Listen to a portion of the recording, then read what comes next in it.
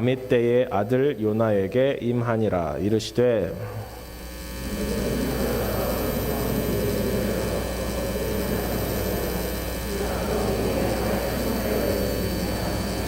그러나 요나가 여호와의 얼굴을 피하려고 일어나 다시스로 도망하려 하여 욥바로 내려갔더니 마침 다시스로 가는 배를 만난지라. 여호와의 얼굴을 피하여 그들과 함께 다시스로 가려고 뱃삭을 주고 배에 올랐더라.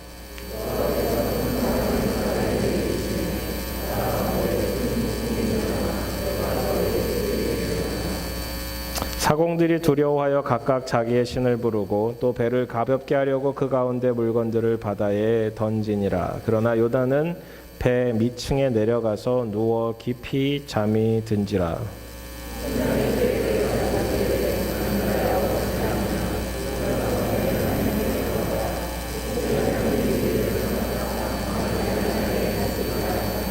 그들이 서로 이르되 자 우리가 제비를 뽑아 이 재앙이 누구로 말미암아 우리에게 임하였나 알아보자 하고 또 곧 제비를 뽑으니 제비가 요나에게 뽑힌지라.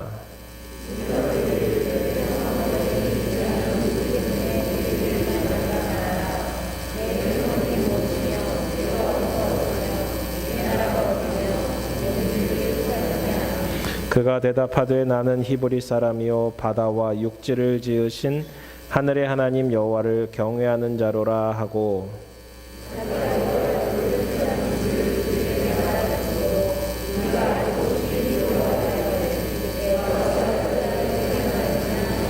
바다가 점점 흉흉한지라. 무리가 그에게 이르되 우리가 너를 어떻게 하여야 바다가 우리를 위하여 잔잔하겠느냐 하니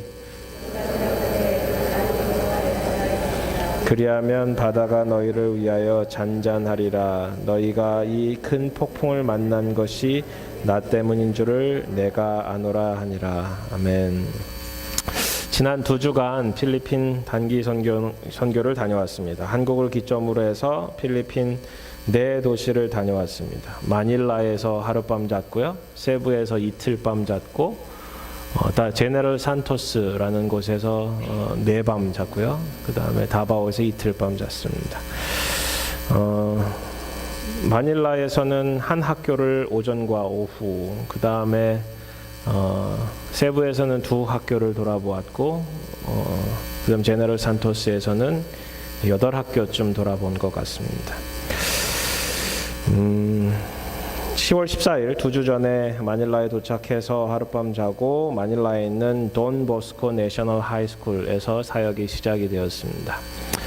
굉장히 오랜만에 학교를 가보았습니다. 사실 필리핀에서 제가 학교 전도를 18년 전에 한번 했었고 16년 전에 한번 했었던 기억이 있습니다.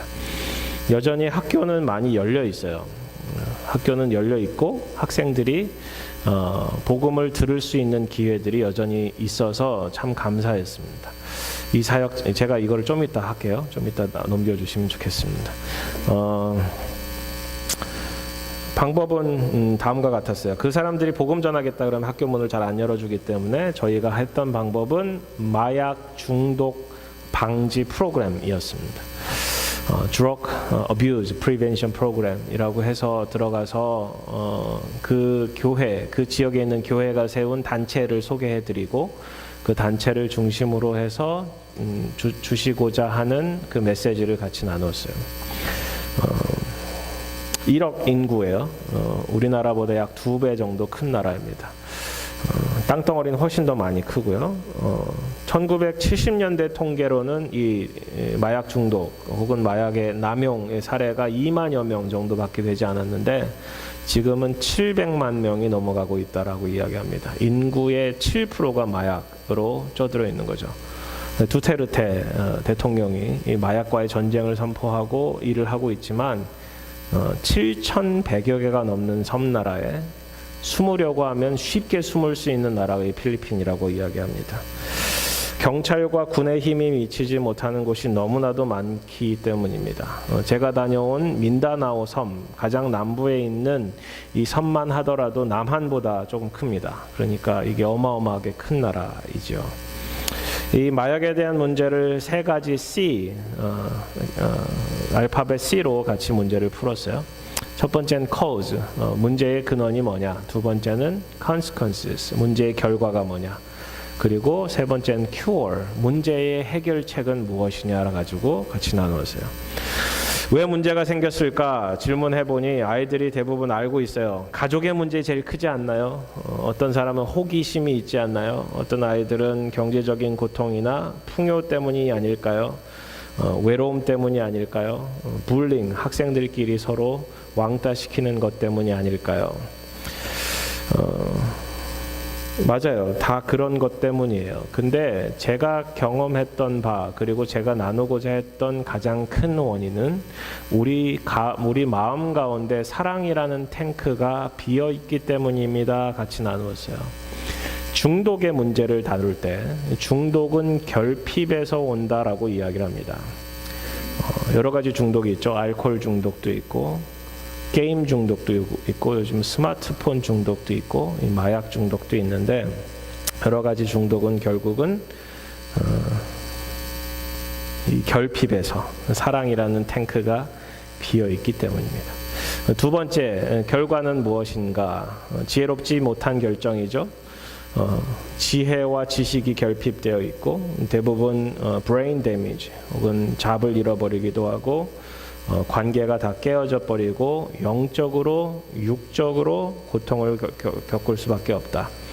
결국은 losing family, 가족을 잃어버리고 losing friend, 친구를 잃어버리고 losing job, 직업을 잃어버리고 losing health, 우리의 건강도 잃어버리고 결국은 losing life, 삶을 잃어버릴 수밖에 없다라는 이야기를 나누었어요.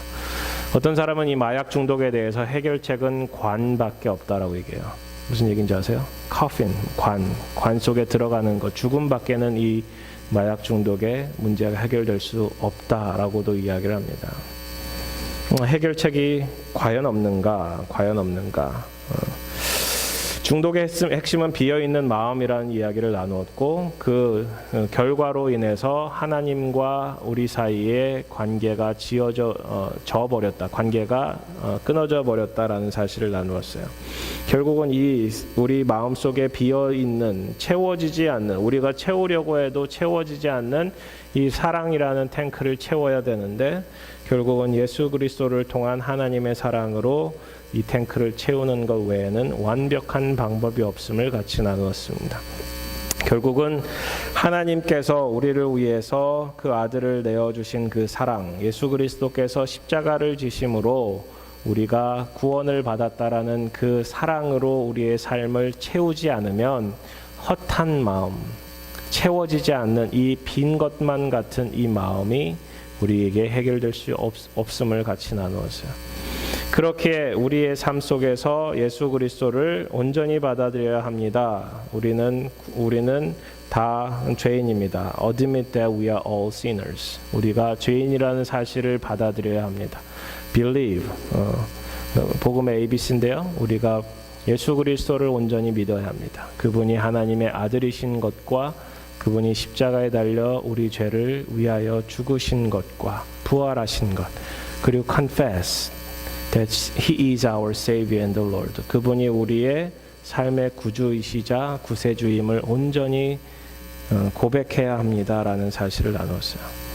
2,000명 품고 갔는데 우리 팀에서 같이 만난 사람들이 약 5,000명 되고요.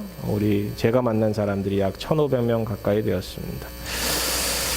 마닐라에서 오전 오후반으로 나누어져서 만난 고등학생들, 세부로 밤에 이동해서 세부 사역했던 그 학교들, 제너럴 산토에서 만난 학교들이 참 좋았습니다.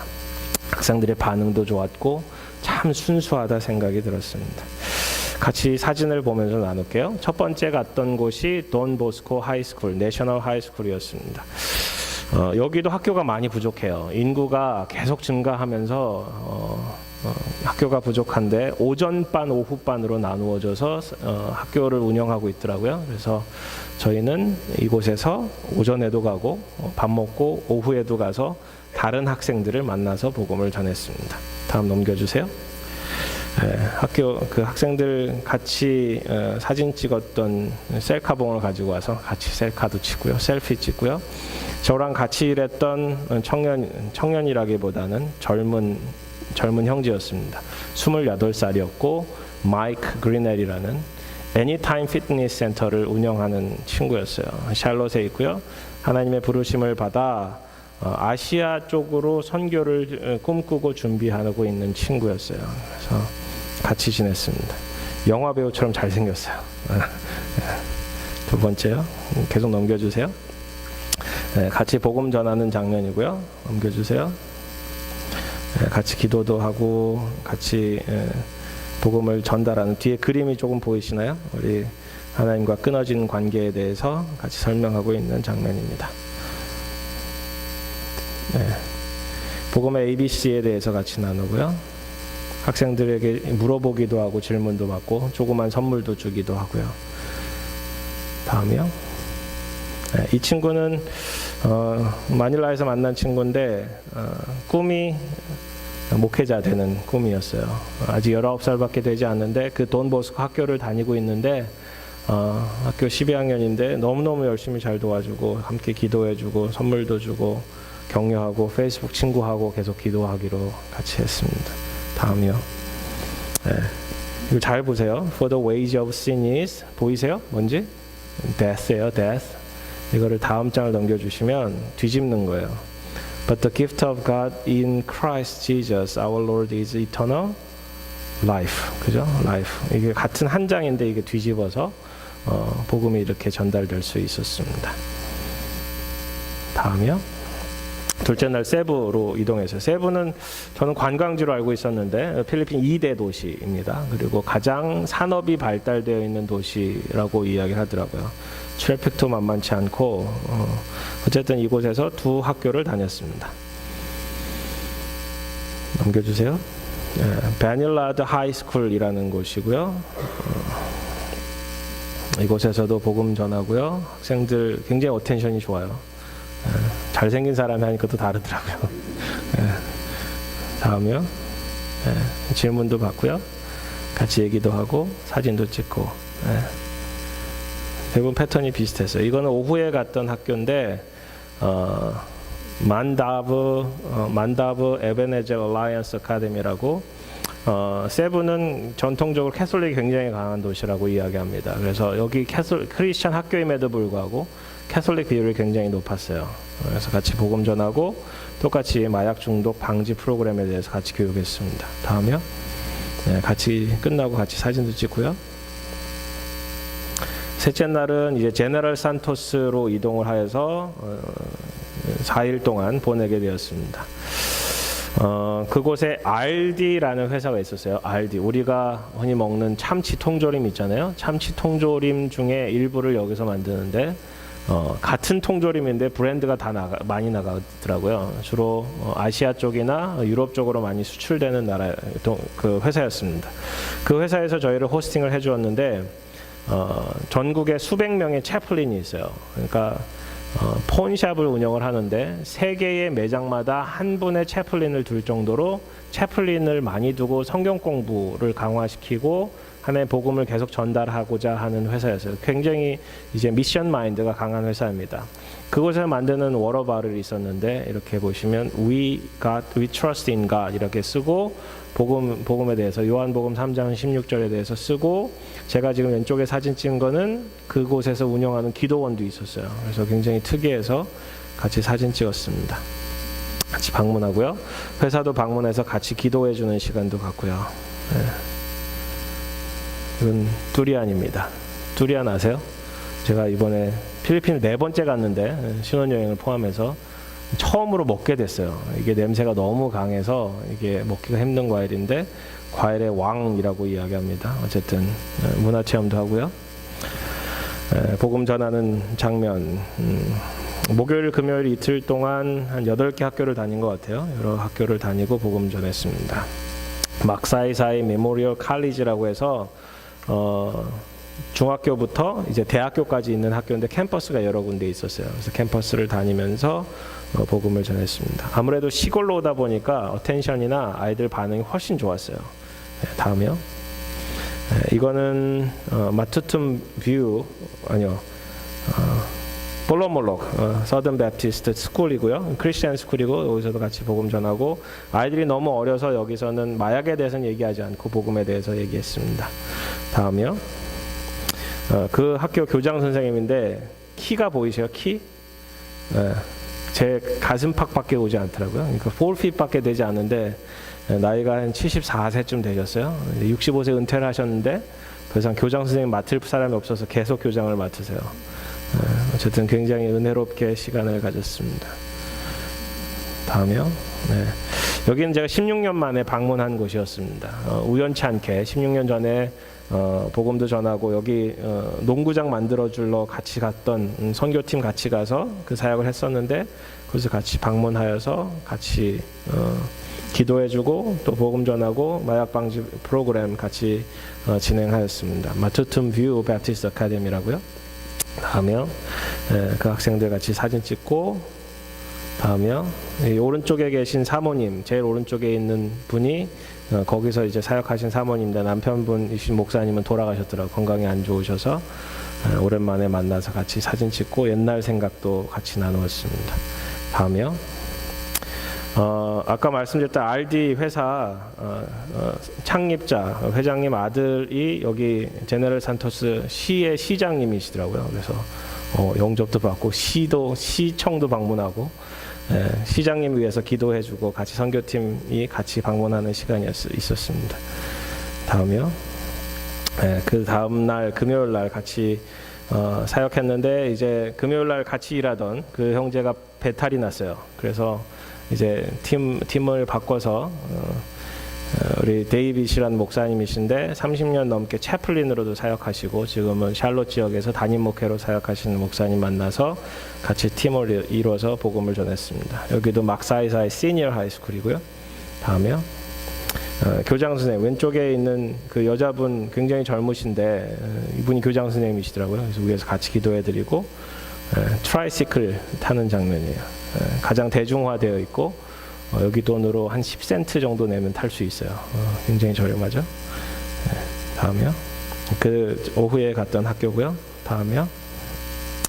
이건 주일날 사역인데 Good News Baptist Church라고 가서 같이 말씀 전하고 같이 예배드리고 다음이요.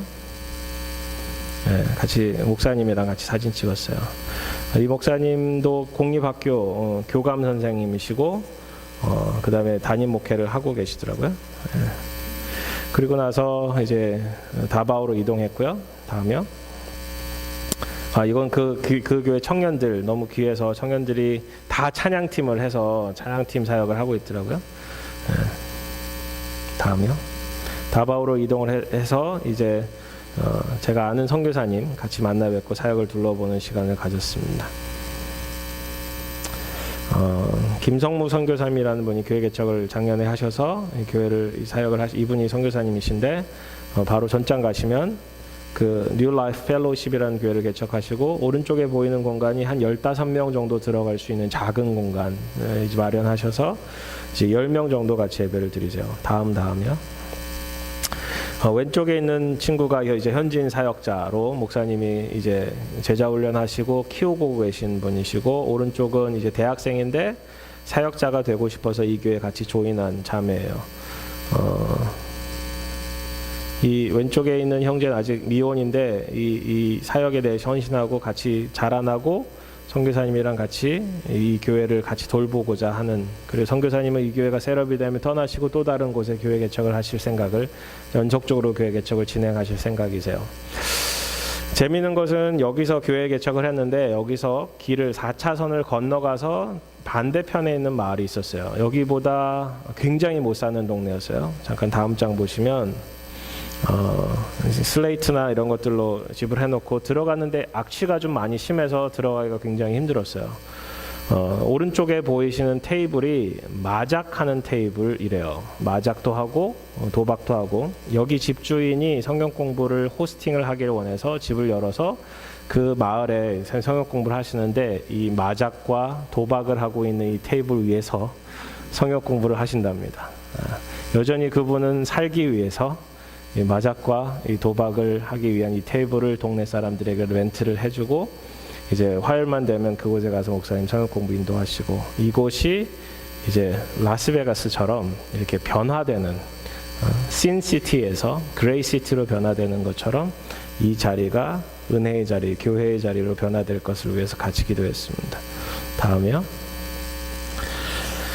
그 지역 풍경이고요. 그 아이들이 길거리에 나와서 이렇게 노는 장면입니다. 네, 다음이요. 그리고 오후에는 다바오 베프티스트 세미나리라고 해서 신학교 같이 방문하였습니다. 미래 사역을 꿈꾸면서 같이 사역하고 있는 사람들을 위해서 기도해주고 같이 격려하는 시간 같이 갖고 왔습니다. 다음이요. 네, 학교 전경이고요. 다음이요. 네, 마지막 같이 사진 찍은 장면입니다.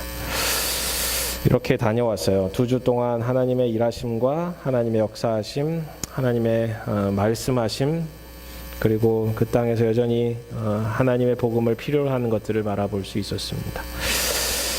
선교지에서 돌아오면서 과연 필리핀에도 선교가 필요할까라는 제 질문에 하나님께서는 이렇게 답하고 계셨어요. 여전히 복음의 씨앗이 오랫동안 뿌려진 그곳에서도 복음이 필요하다라는 사실이에요. 복음의 씨앗이 뿌려진 그곳도 여전히 미전도 종족이 존재하고 있고 하나님의 은혜는 여전히 필요하다라는 사실입니다. 현지 교인들도 있고 현지 목회자들도 있고 독립이 된 상태임에도 불구하고 여전히 약하고 부족하고 미전도 종족이 산지 종족의 여러 곳이 있었고, 이 민다나오라는 지역은 굉장히 독특한 게요. 제네럴 산토스와 다바오가 위치해 있는 이곳은 무슬림이 절반 가까이 되는 동네입니다. 근데 무슬림이 대부분 모조리티를 차지하는 다른 나라들과는 별개로 소수이기 때문에 힘을 쓰지 못해요. 그래서 무슬림 중에 컨버트가 굉장히 많이 나와요. 아까 나눴던 사역자가 되고 싶어서 왔던 젊은 여성 이분도 무슬림 종족 출신이에요. 엄마는 피오르 무슬림이라고 그러고 아빠는 피오르하지 않는 무슬림이라고 얘기하지만, 왜냐하면 아빠가 누군지 몰라요. 그래서 그 어려움 속에서도 복음을 믿고 교회로 나와서 자신이 주님께 헌신하겠다 나온 자매들이에요. 말레이시아가 복음 전하기 굉장히 힘든 땅이라고 이야기합니다. 인도네시아 여전히 부흥이 일어나고 있지만 여전히 힘든 땅이라고 이야기합니다. 이 동남아시아에 있는 5억 가까이 되는 이 인구들 가운데 여전히 무슬림들은 기세등등하게 사역을 하고 있지만, 이 민다나오 땅만큼은 그들이 다 차지하지 못했고 여전히 복음의 씨앗이 뿌려지고 새로운 일들이 시작될 수 있는 가능성이 있는 땅이에요. 그래서 이 민다나오 땅에서 인도네시아로 말레이시아로 선교사들이 파송이 돼서 나아가기 시작합니다. 이 사역을 위해서 같이 헌신한 곳이 이 세미나리이기도 합니다. 하나님께서 여전히 일하고 계시고 하나님의 마음이 그곳에 있다라는 사실을 경험하게 되었습니다.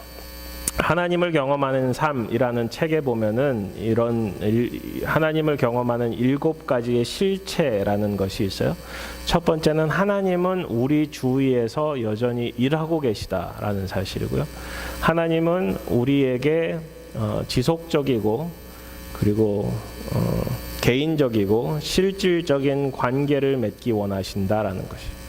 하나님은 우리를 그러한 관계 가운데 하나님의 일에 초대하고 계신다라는 사실, 그 초대에 우리는 응답해야 합니다.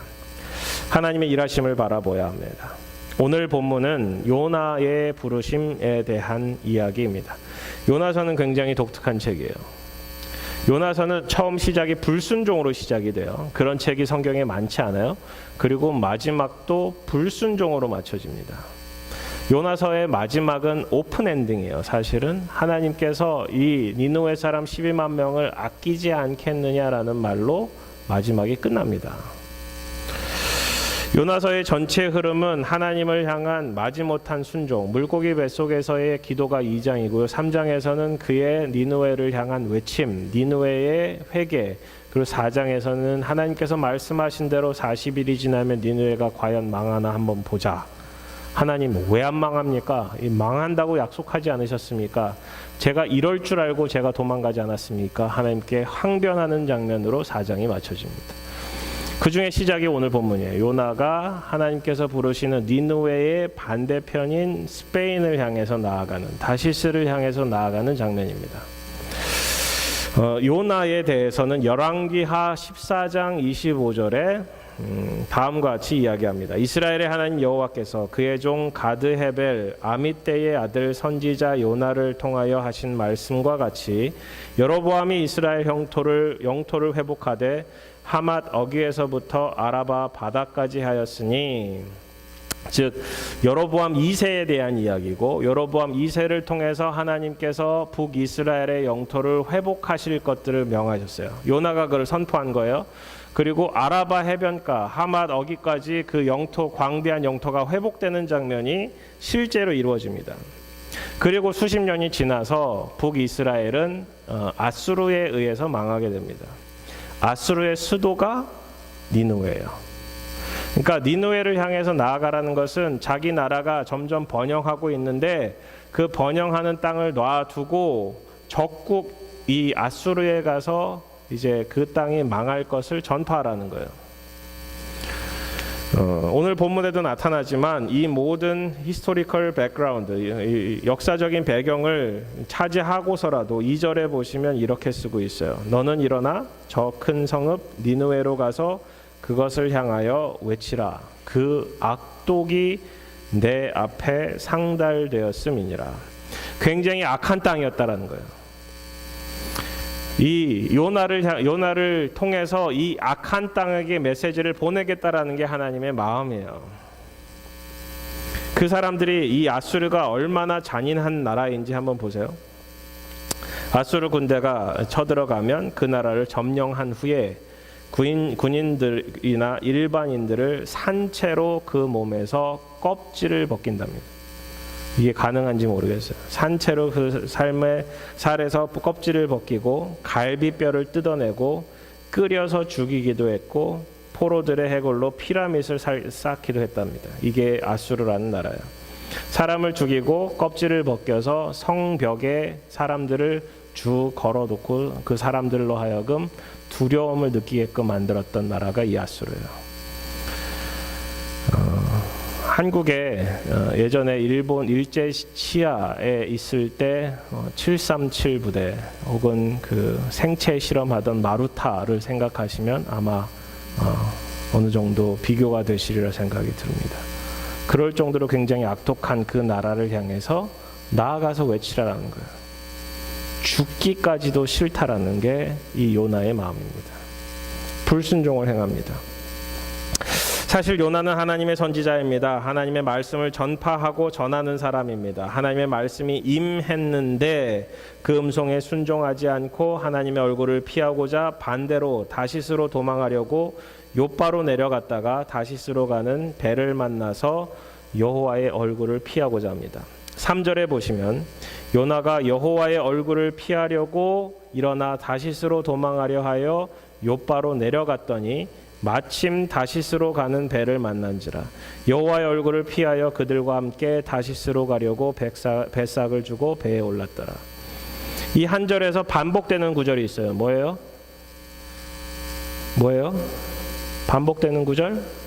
여호와의 얼굴을 피하려고.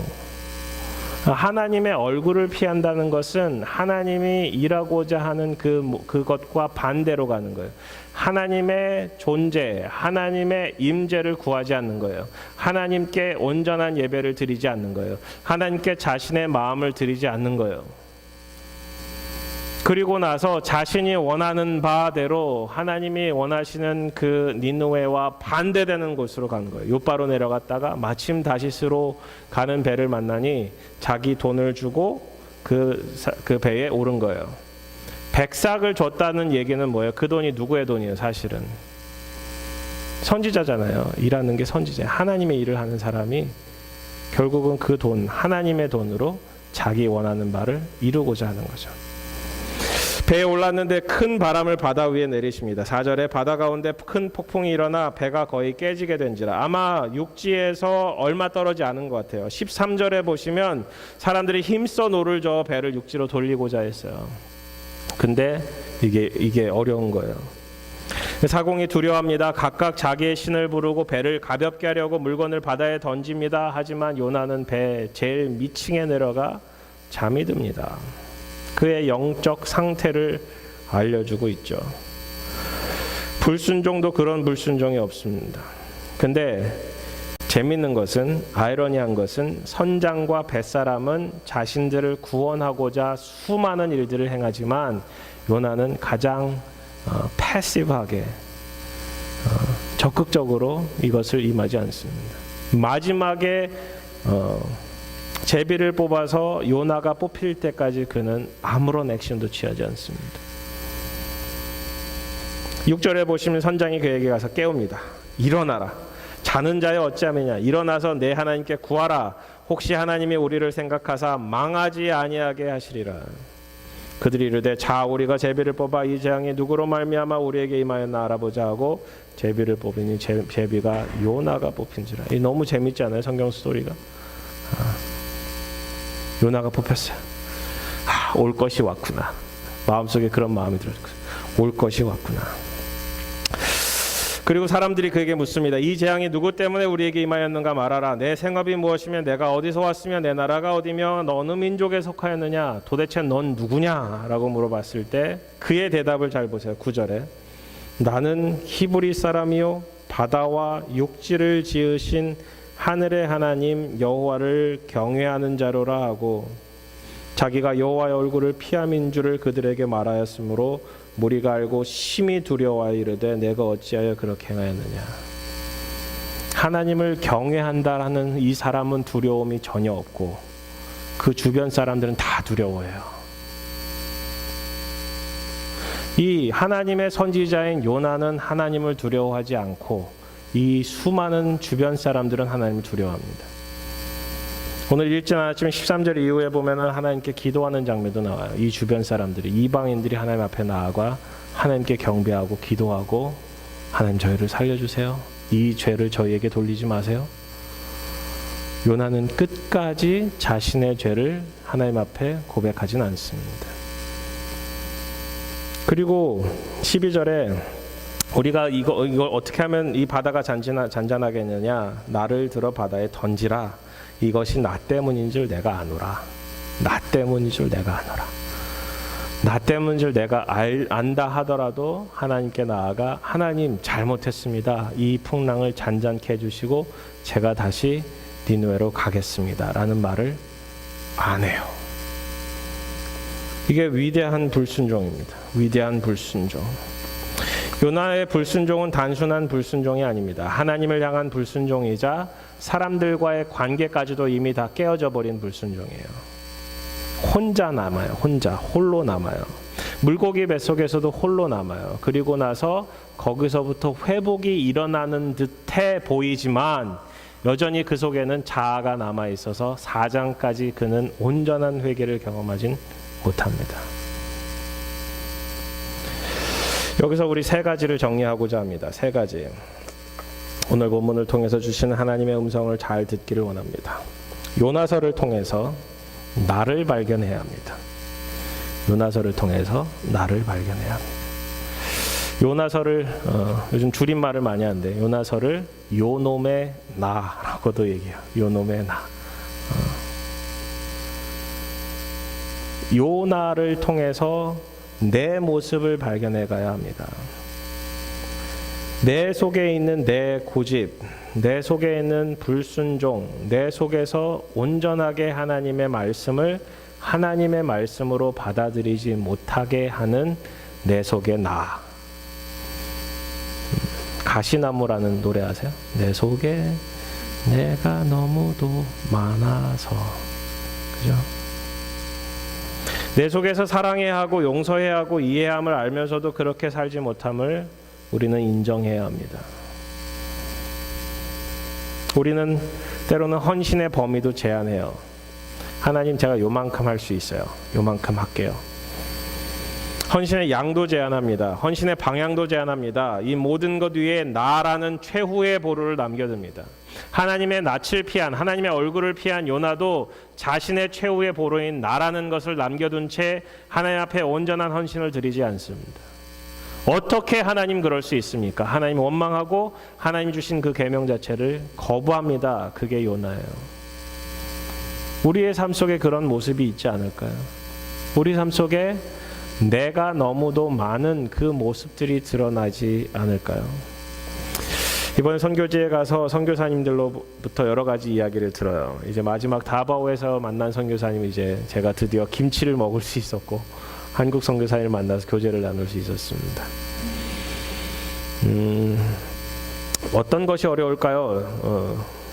제가 같이 물어봤어요. 재정적인 어려움이 있어요. 필리핀에서 한 사람이 사는 게 이제 한 350불이면 충분히 산다라고 이야기합니다. 현지인처럼 살면요. 그리고 사실 350불이면 굉장히 월급을 잘 받는 것에 속한다라고 이야기합니다. 그렇기에 사실 재정적인 어려움은 어떻게 사느냐에 달려있지 사실 큰 문제가 되지 않는다라고 이야기합니다. 문화나 언어의 어려움이 있어요. 영어가 많이 통용되는 것도 많고 선교단체에서 언어와 문화 훈련을 많이 받았기 때문에 이 문제 또한 어느 정도 극복 가능한 문제라고 이야기합니다. 건강의 어려움도 있죠. 아프면 이제 병원 가는 것도 어렵고 이제 큰 아픔이 있으면 한국에 가서 치료를 받아야 되는 어려움도 있습니다. 그런 어려움들이 있긴 하지만 그러한 어려움들은 충분히 극복 가능한, 견딜 만한 어려움이라고 이야기합니다. 근데 다른 두 가지 어려움이 있는데요. 이 두 가지 어려움은 사실 굉장히 극복하기 힘든 어려움이라고 합니다. 첫 번째는 현지인들을 사랑하는 게 어렵대요. 현지인들이 거짓말을 얼마나 많이 하는지. 아까 사진에 나왔던 이 1대1 이제 제자 훈련하면서 키우고 있는 이 사역자라는 이분도 여자친구가 있어요. 결혼할 피앙세가 있어요. 근데 다른 사람한테는 자기 싱글이고 여자친구 없다고 얘기했다라는 거예요. 이 목사님이 어디에 이 장단을 맞춰야 되는지. 현지인들을 다 이해할 수는 없는 거예요. 한 30년 되신 선교사님한테 얘기를 들었다는 거래요. 선교사님이 30년쯤 지나다 보니까 현지인들을 깊이 사랑하는 게 거의 불가능하게 되었다라고. 아니, 현지인들 사랑 못하면 어떻게 선교를 하세요? 근데 그게 실제인 걸 어떻게 하냐고. 그래서 현지인들을 이해하려고 또 깊이 사랑하려고, 그래서 이분은 선교 정책을 좀 바꿨어요. 이게 교회를 해서 이렇게 교회를 크게 하기보다 한 영혼 세워가는 일들을 해서 그분들을 정말 깊이 사랑하고자 하는 그 마음을 가지고 사역을 하시더라고요. 그래서 현지인 사랑하는 거는 어렵지만, 거의 불가능할 정도로 어렵지만 사실 그렇게 많이 어려운 건 아니에요. 근데 진짜 어려운 거는 선교사와 선교사의 관계래요. 정말 모든 것을 내어줄 것만 같았던 그 선교사와 관계가 틀어지기 시작하는데요. 이게 사람과 사람의 관계가 이럴 정도로 어렵구나. 이거는 밖에서 바라보는 선교사의 모습과 선교사들 그 관계들 안에서 일어나는 모습과는 다르다라고 이야기하죠. 선교사가 되지 않으면 알 수 없는 것이라고.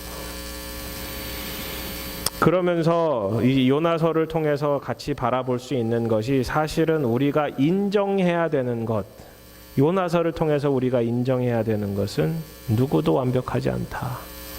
누구도 완벽하게 사랑할 수 없다.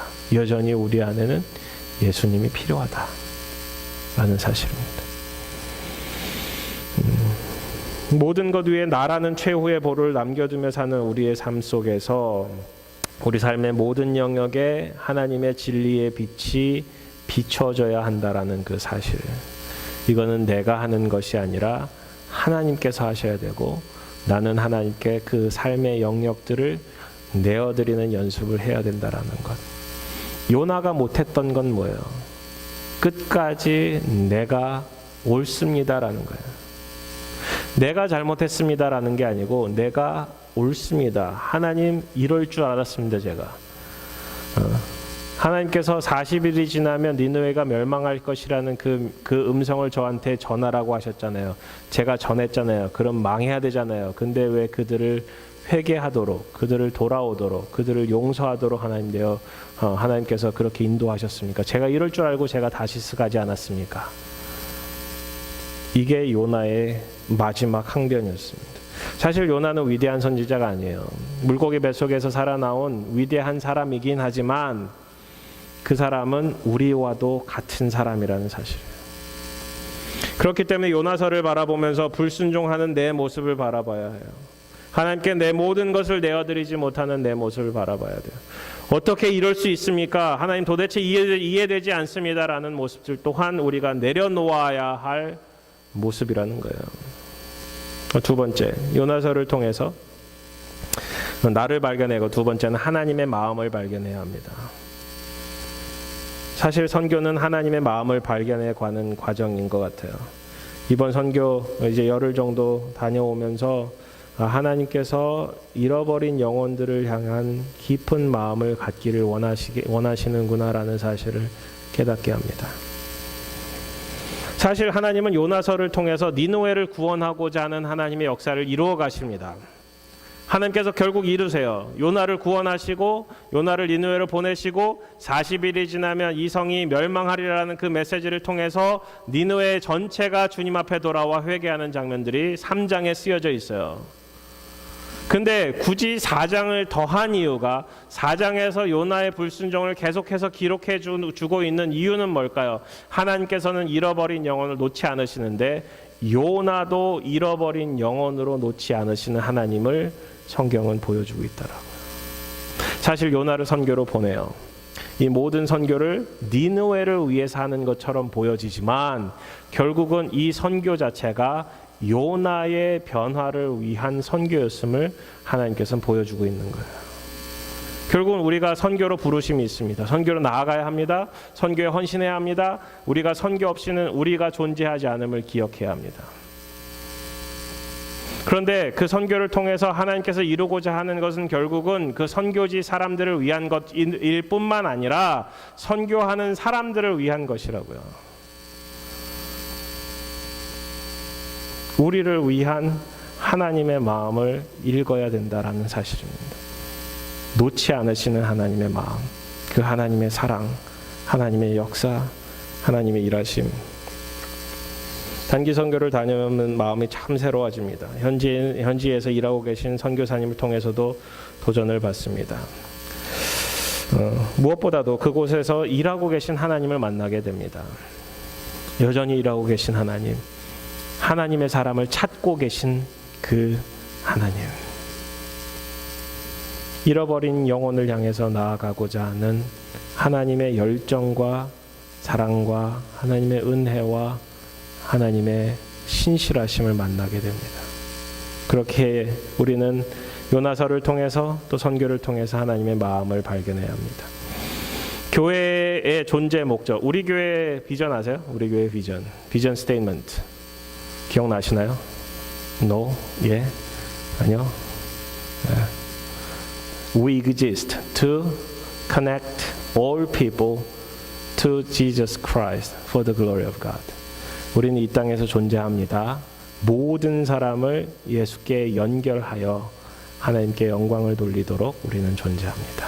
이게 우리의 비전 스테이트먼트예요. 모든 사람을 예수님께로 연결하는 그게 선교입니다. 사실은. 선교가 없으면 교회가 존재하지 않아요. 교회의 존재 목적은 선교예요. 이 시대에 선교적 교회라는 용어가 유행처럼 번져나가고 있습니다. 선교적 교회, 미셔널 처치. 근데 이 미셔널 처치라는 것이 사실은 말이 되지 않는 거예요. 역전압, 우리 옛날에 국어 시간에 배웠죠. 역전압이 옳은 말이에요, 틀린 말이에요? 틀린 말. 왜요? 역전이라는 게 역앞이라는 거잖아요. 근데 앞이라는 걸 더한 거잖아요. 외가댁 이런 것도 틀린 거죠. 외가라는 게 올바른 말이고, 외가댁이라는 것은 외가라는 집에 댁이라는 집을 더한 거잖아요. 이게 불필요한 말이 더해지는 거예요. 미셔널 처치라는 것이 사실은 불필요한 말이에요. 처치라는 것 자체가 미션을 담고 있기 때문에 그래요. 근데 왜 미셔널 처치라는 용어가 이 시대의 유행처럼 번지고 있을까요? 우리가 미션을 잃어버렸기 때문에. 어느 순간 이 선교라는 것이 교회의 일부이지 교회의 전부가 되어지지 않기 시작했습니다.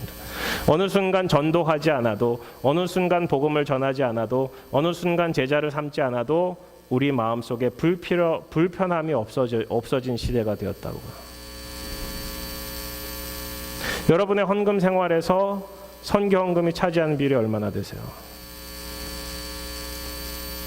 전주에 가면은 전주 안디옥 교회라는 곳이 있어요. 전주 안디옥 교회가 유명한 것이 깡통교회로 유명합니다.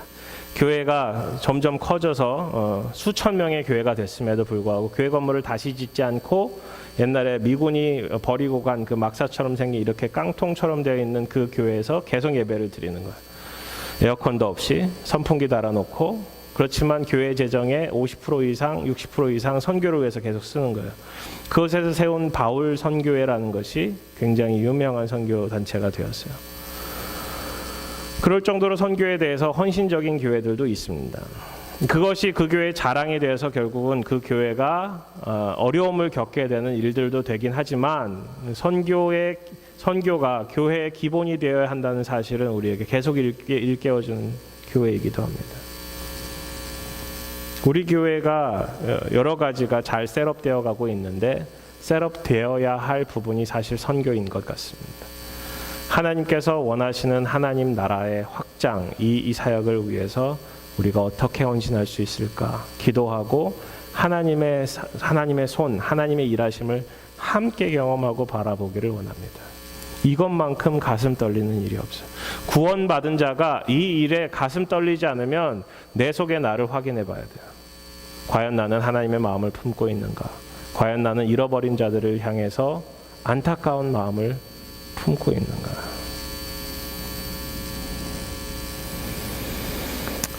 첫 번째, 하나님, 우리 자신을 발견하고, 두 번째는 하나님의 마음을 발견해야 되고, 세 번째는 요나서를 통해서 우리를 향한 하나님의 사명을 확인해야 합니다. 사명. 하나님은 우리에게 가라 명하십니다. 너희는 가서 모든 족속으로 제자를 삼아. 그죠? 가야 돼요. 이게 분사형으로 가면서라고 번역이 되는 것이 옳지만, 이 마태복음 28장에 나오는 Great Commission, 위대한 사명이라는 이것은 사실 우리에게 가라 명하세요. 오늘 본문도 똑같아요. 니느웨로 가서 거기서 복음을 전하라는 거예요. 복음을 전파하라. 거기서 하나님의 말씀을 전파하라라는 거예요. 위대한 사명이라고 불리우는 이 명령에 우리 모두 부르심을 받았습니다. 마가복음엔 너희는 온 천하를 다니며 만민에게 복음을 전파하라. 온 천하를 다니며 만민에게 복음을 전파하라. 오직 성령이 너희에게 임하시면 너희가 권능을 받고 예루살렘과 사마리아와 온 유대와 땅끝까지 이르러 내 증인이 되리라. 이 네 가지, 예루살렘과 온 유대와 사마리아와 땅끝, 이것은 같은 동시간적으로 일어나는 거예요. 순차적으로 일어나는 것이 아니라 여기서 먼저 하고 그쪽 가고 더 커지는 이 동심원을 그리는 것이 아니라 한꺼번에 이 일을 행하라는 거예요. 너희는 가라는 거죠. 가라는 거죠. 선교라는 것은 보냄을 받은 자라는 뜻이에요. 그죠? 미션, 이것이 사명을 받고 보냄을 받았다라는 뜻이에요. 결국 가야 한다라는 거예요. 그것이 미션입니다. 우리가 살고 있는 이 땅에서 벗어나는 것. 가야 하는 그 땅이 먼 땅일 수도 있고 가까운 땅일 수도 있어요. 미국은 선교지로 분류될까요? 안 될까요? 미국은 선교지일까요? 아닐까요? 선교지예요. 미국은 선교지로 분류되기 시작했습니다. 선교지의 개념은 자생적으로 복음이 전파되지 않는 땅이라는 뜻이에요. 미전도 종족은 자생적으로 교회가 복음이 한 번도 들려지지 않을 만한 땅이라는 거예요. 미국은 왜 그랬을까요? 수많은 미전도 종족들이 이 땅으로 들어오기 시작하면서 그런 일들이 일어났어요. 가야 합니다. 복음을 전해야 합니다. 복음을 가로막는 일들이 여전히 많이 있습니다. 그게 우리 마음이 돼서는 안 될 것입니다. 요나는 그랬어요. 이사야 42장에 이런 말씀이 있어요. 나 여호와가 의로 너를 불렀은즉 내가 내 손을 잡아 너를 보호하며 너를 세워 백성의 언약과 이방의 빛이 되게 하리니. 백성의 언약과 이방의 빛이 되게 하신대요. 내가 눈먼 자들의 눈을 밝히며 갇힌 자를 감옥에서 이끌어내며 흑암에 앉은 자를 감방에서 나오게 하리라. 우리가 빛의 사명을 받았다라는 것입니다. 42장 10절에 이런 말씀이 있어요. 항해하는 자들과 바다 가운데의 만물과 섬들과 거기 사는 사람들아, 여호와께 새 노래로 노래하며 땅 끝에서부터 찬송하라. 땅끝까지 찬송하라는 것이 아니고 땅끝에서부터 찬양이 하나님께로 흘러나오게 하라는 것이 하나님께서 우리에게 주신 사명이라는 거예요. 그럼 땅끝으로 가야 합니다. 그 땅끝이라는 것은 개개인마다 교회마다 다를 수 있어요. 이곳이 땅끝일 수 있어요. 그러니까 시작점이 다른 어떤 곳이 아니라 내년 언제가 아니라 바로 here and now, 바로 여기서 바로 이 순간 우리가 해야 되는 것이 사명, 이 선교라는 것입니다. 오늘 본문에 나타난 요나의 모습은 뱃사람들보다 형편없는 모습이에요. 나만이 문제가 되는, 내 문제에만 관심 있는 요나의 모습. 유체이탈 화법으로 자신에 대해서 자신이 아닌 말로 스스로를 소개하고 있는 나는 하나님을 섬기는, 하나님을 경외하는 자라고 이야기합니다. 자신에 대해서 소개는 하지만 자신은 그렇게 살지 않았다는 사실을 증명하고 있어요. 우리에게 누구에게나 니느웨라는 곳은 있는 것 같아요. 가고 싶지 않은 곳, 건들고 싶지 않은 그것. 근데 하나님께서는 그곳에서 하나님의 빛이 비추어지며 새롭게 일하기를 원하십니다. 관계 가운데서도 그런 것 같아요. 하나님의 빛이 비추어지는 그것을 찾아가기를 원합니다. 움직이기를 원합니다. 오늘 말씀을 통해서 나 자신을 발견해가는 여정이 시작되기를 원합니다. 하나님의 마음을 지속적으로 만나면 좋겠어요. 하나님의 부르심에 대해서 응답하는 삶 살기를 주님의 이름으로 축원합니다. 같이 기도하시겠습니다.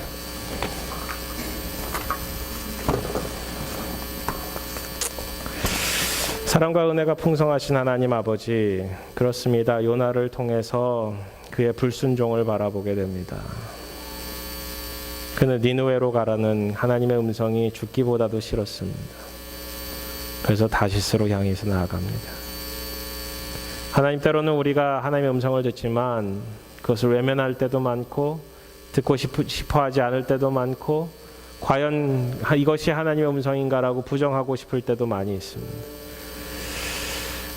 하나님 나라로의 부르심, 하나님의 마음으로의 부르심, 하나님께서 일하심을 통해서 역사하고자 하는 것들에 대한 부르심에 저희들 응답할 수 있도록 인도하여 주시고, 오늘 말씀을 통해서 여전히 내 자신이 살아있음을 고백하고 나 자체, 나 자존심이 나 자신을 지배하고 있음을 바라보며 하나님의 마음을 온전히 깨달아 하나님이 주시는 그 사명에 온전히 응답하는 삶 살기를 원한다 고백하기를 원합니다. 주님 일하여 주시고 주님의 마음 품고 살아갈 수 있도록 역사하여 주시옵소서. 감사하며 이 모든 말씀 예수님 이름으로 기도드렸습니다. 아멘. 다 같이 일어나셔서 응답 찬양